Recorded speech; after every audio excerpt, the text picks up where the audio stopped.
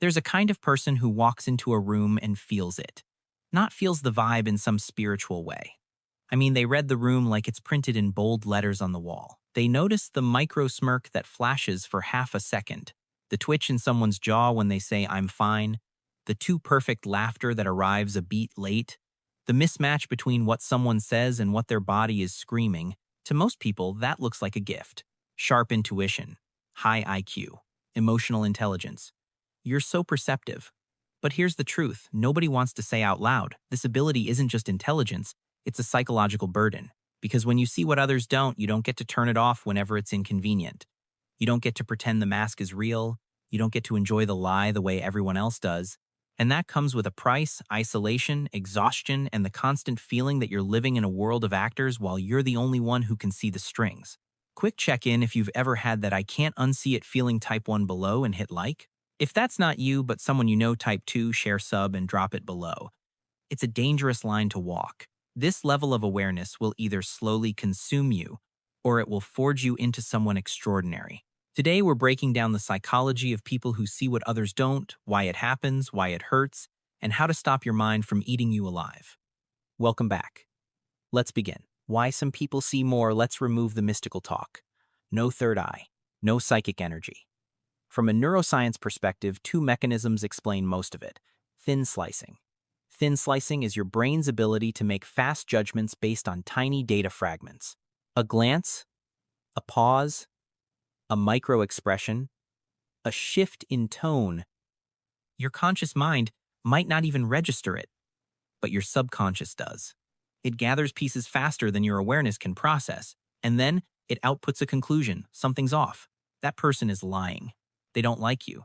They're hiding something. Detecting incongruence, humans communicate through two channels: verbal words, nonverbal face posture, movement, tone, timing. Most people live in the verbal channel. They take words at face value. Highly perceptive people live in the incongruence channel. They watch for mismatches. Someone says, I'm happy for you, but their eyes tighten and their voice sharpens. Someone says, I forgive you, but their body leans away like they're protecting themselves. Someone says, I'm not angry, while their hands clench like they're holding a weapon. Incongruence is where truth leaks out. Now imagine two brains watching the same scene. The average brain is like an audience watching a play. They focus on the stage, the actors, the dialogue. A highly perceptive brain is different. It watches behind the curtain. It notices the nervous sweat under makeup, the prop that looks slightly wrong, the actor who forgot a line and smiled too late. They're not trying to be suspicious. Their brain is just a 24/7 pattern detection machine. And when your mind is built for pattern detection, it will detect patterns even when you wish it wouldn't. The hidden cost. Here's where things get ugly, because seeing more doesn't automatically make you happier. In many cases, it makes you more tired. Why? Because most social life is built on convenient blindness, politeness, small lies, emotional smoothing, the mask, the performance. Most people don't want truth. They want comfort. They want a reality that feels safe. But if you're the kind of person who sees through the performance, you become a problem without even speaking. And that brings us to the first trap. Before we continue, picture this. You win something, a promotion, a new client, a milestone you worked for in silence. Your friend hugs you and says, I'm so proud of you. Everyone else hears the sentence and moves on. But you hear the half-beat hesitation before the hug. You see the smile that doesn't reach the eyes. You feel the tiny stiffness in their shoulders, like their body is saying, I have to do this, not I want to. Later that night, you scroll your phone and notice they didn't like your post. No comment, no message, nothing. It's not proof. It's not a crime. But your brain adds it to a growing folder labeled, they don't want me to win. That's what this ability does. It doesn't just show you what's real. It shows you what might be real, and then it dares you to live with the uncertainty. The accidental villain. People who see through others often become what I call the accidental villain. Not because you're cruel, not because you're arrogant, but because your presence threatens the illusion. You notice fake behavior. You notice manipulation. You notice the passive-aggressive smile. You notice the nice person who's actually poisonous. And the moment you see it, your face changes. Your body reacts. Your tone shifts. You become quieter, more distant, more guarded. To you, it's just honesty. To them, it feels like judgment. So what happens? You get labeled. Why are you so cold? You think you're better than everyone. You overanalyze everything. You ruin the vibe. And the worst part is you didn't even do anything. You simply saw. This is why highly perceptive people often end up isolated. Because when you can't pretend you can't participate in shallow social games without feeling like you're betraying yourself, so you withdraw. You keep your thoughts inside. You stop trusting people. And slowly your world gets smaller. Then comes the next trap. Detective addiction. When you're good at noticing patterns, your brain starts chasing them like a drug. You become a detective, not in a fun way, in a way that destroys your peace. You replay conversations.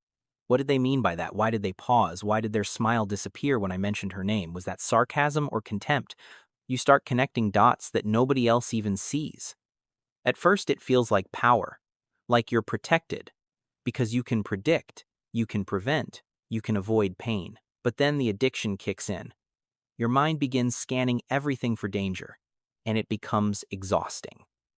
If you've replayed a conversation at 2 a.m., comment 1 and tap like. If you're more the type who shrugs and moves on comment 2, I want to see how many of you are living in your heads. Here's the problem. Pattern detection without boundaries becomes paranoia. Not clinical paranoia, but the everyday kind, the kind that makes you suspicious, tense, and mentally drained. And there's another psychological trap inside this trap, confirmation bias. Once you suspect something, your brain starts searching for proof. You notice every sign that supports your theory, and you ignore signs that contradict it. So even when you're wrong, you feel right. Because your mind is collecting evidence for the story it already decided to believe. That's how highly perceptive people become prisoners of their own intelligence. They don't just see more, they suffer more. Because now they can't relax.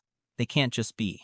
They're always decoding, always analyzing, always bracing for the next disappointment.